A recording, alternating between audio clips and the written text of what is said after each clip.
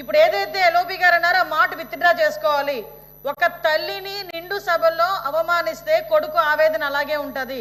ఆ తల్లి బాధ ఎలా ఉంటుందో మేము కూడా చూసాము, మేము కూడా పోరాటాలు చేసాము.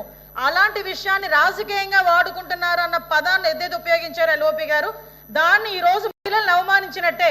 దయచేసి దాన్ని విత్డ్రా చేసుకోమని చెప్పండి, విత్డ్రా చేసుకోమనండి. ఏ తల్లి మేము ఒకటే సార్ అధ్యక్ష, మేము ఒకటి చెప్తున్నాం, వాళ్ళ నాయకుడు మళ్ళీ రాజకీయం గురించో ఆస్తుల గురించో తల్లిని చెల్లిని వాడుకునే పరిస్థితులు లేవు, పద్ధతులు లేవు మా దగ్గర.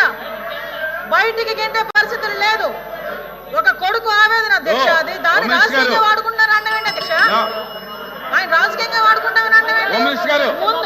ముందు క్షమాపణ చెప్పానండి, ముందు విత్డ్రా చేసుకోమనండి, విత్డ్రా చేసుకోమనండి. రాజకీయంగా మేము ఎందుకు వాడుకుంటాం అధ్యక్ష? వాళ్ళు మాట్లాడారు మహిళలను అవమానించారని. ఏ మహిళ అవమానించారు లోకేష్ గారు? ఇప్పుడు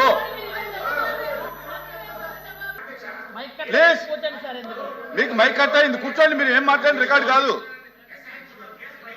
మీరు ఏం మాట్లాడిన రికార్డు కాదు సార్. మైక్ కట్ అయింది, కూర్చోండి. ఏంటి సార్ ఎల్ఓపి గారు ఇది?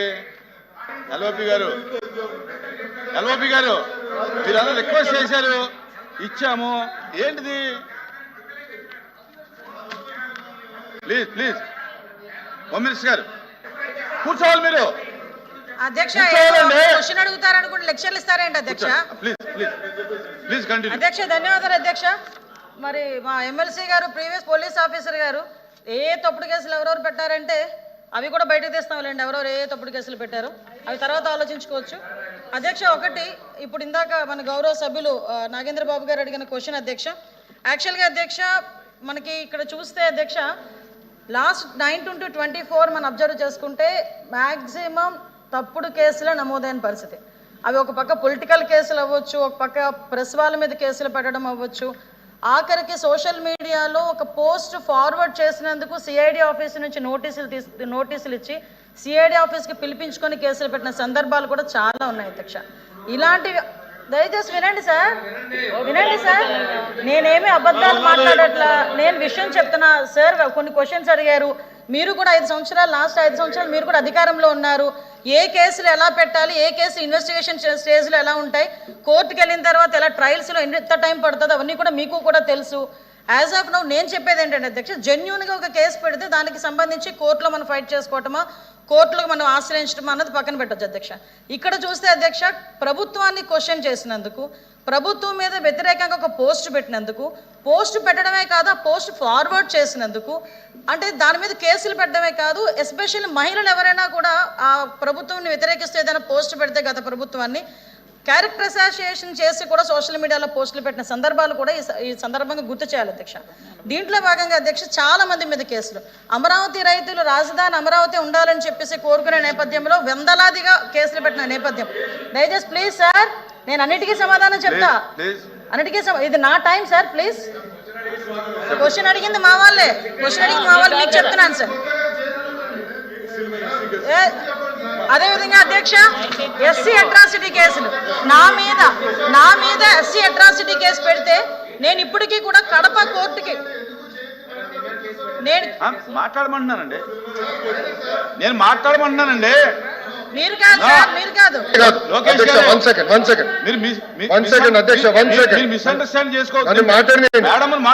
నేను మీ గురించి కాదు బొత్స గారి గురించి మాట్లాడుతున్నా. మీరు ఏం చెప్పారు, మెంబర్స్ అందరూ మీ వైపు చైర్ వైపు చూడమని మాకు రూలింగ్ పాస్ చేశారు. అదే రూలింగ్ అటు చేయండి. ఆయన ఎందుకు మేడం గారి వైపు చేతి మాట్లాడుతున్నారు? ఎస్, మీరు ఇట్లా అన్నారు కాదా? వీడియోలు తెప్పించండి, చూడండి సార్. సార్ ఆయన మా వైపు చూసి అవకాశం ఇవ్వలేదు కదండి, మీ వైపు చూడమనండి. మీరు మాకు ఒక రూలింగ్ వాళ్ళకి ఒక రూలింగ్ ఇస్తే ఎట్లా అధ్యక్ష? ఆయన అవకాశం ఇవ్వలేదండి, ఆయన సైడ్ కమెంట్స్ పాస్ చేస్తున్నారు, కరెక్ట్ కాదు. ఆయన సభలో మాకు ఒక రూలింగ్ వాళ్ళకి ఒక రూలింగ్ ఇవ్వకూడదు అధ్యక్ష, ఇద్దరికి ఒకే రూలింగ్ ఇవ్వాలి అధ్యక్ష. ప్లీజ్, అన్యాయం అధ్యక్ష, రూలింగ్ ఇవ్వండి అధ్యక్ష, మమ్మల్ని కాపాడాలి అధ్యక్ష. మీరు నేను ఆయనకి ఇవ్వలేదు కదా అవకాశం, బట్ ఆయన మీ వైపు చూసి కమెంట్లు ఇవ్వనండి, కమెంట్లు పాస్ చేస్తున్నారు. ఆయన ఎలా నడుస్తున్నాడో ఏంటో కమెంట్లు పాస్ చేస్తే ఎట్లా అధ్యక్ష? మహిళా హోంమంత్రి గారు పైన ఎట్లా చేస్తే ఎట్లా అధ్యక్ష? చెప్పండి.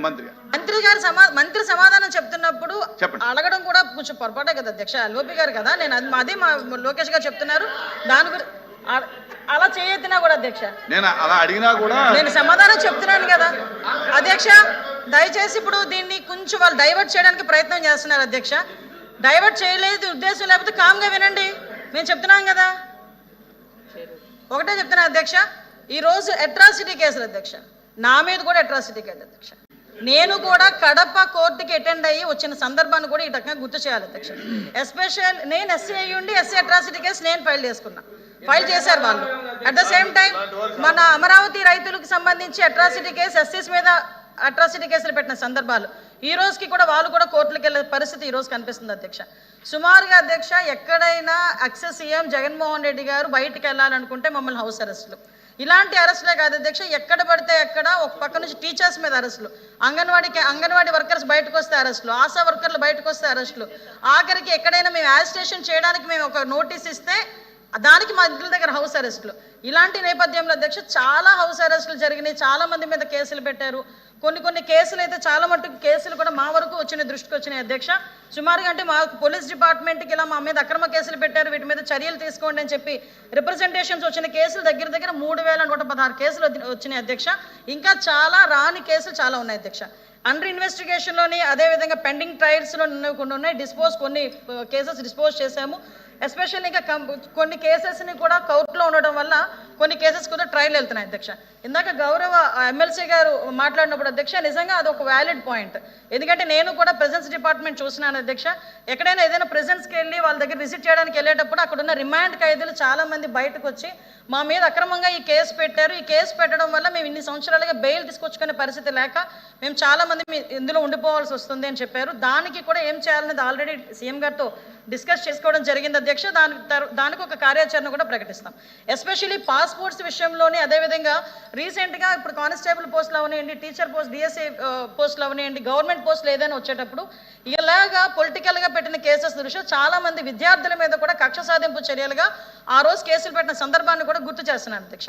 ఇలా పెట్టిన పాపానికి ఈ రోజుకి కూడా చాలా మందికి వాళ్ళకి ఉద్యోగాలు లేకుండా వాళ్ళు డిస్క్వాలిఫై అయ్యే పరిస్థితులు వచ్చినాయి అధ్యక్ష. ఎస్పెషల్లీ పాస్పోర్ట్లకి సంబంధించి వెరిఫికేషన్కి వెళ్ళేటప్పుడు మేము కూడా దీని మీద డిస్కస్ చేసాం అధ్యక్ష. పాస్పోర్ట్లకి సంబంధించి ఎవరైనా వెళ్తే ఒక కేసు ఉన్నాయి అనుకుంటే ఆటోమేటిక్గా పాస్పోర్ట్స్ ఆపేసే పరిస్థితి, రిజెక్ట్ చేసే పరిస్థితి వచ్చింది. అంటే జనరల్గా కన్విక్షన్ పడిందా లేకపోతే వాళ్ళ కోర్టు ట్రయల్లో ఉందా, 41A నోటీస్ పొజిషన్లో ఉందా, ఇన్వెస్టిగేషన్ పొజిషన్లో ఉందా, ఎఫ్ఐఆర్ పొజిషన్లో ఉందా, ఇవన్నీ కూడా మేము ఇందాకే మాట్లాడుకొని పాస్పోర్ట్ ఆఫీసర్ వారికి కూడా హోమ్ డిపార్ట్మెంట్ నుంచి ఒక కమ్యూనికేషన్ లెటర్ కూడా పంపించే ఏర్పాటు చేయబోతున్నాం అధ్యక్ష. ఎందుకంటే చాలా మంది మీద అక్రమ కేసులు బనాయించారు. లాస్ట్ 5 yearsలో వాళ్ళు పడకపోతే ఒక దొంగతనం కేసు పెడితే ఒక ముస్లిం ఫ్యామిలీ మొత్తం కూడా సూసైడ్ చేసుకున్న సందర్భాలు కూడా చాలా ఉన్నాయి. ఇలాంటివి కేసులు పడి ఉద్యోగాలు రాక ఇప్పటికీ కూడా కుటుంబ సభ్యులు చాలా ఆవేదనతో ఉన్నారు. కాబట్టి మేము ఒక కమ్యూనికేషన్ కూడా ఒకటి ఇచ్చే ప్రపోజల్ కూడా ఉంది అధ్యక్ష.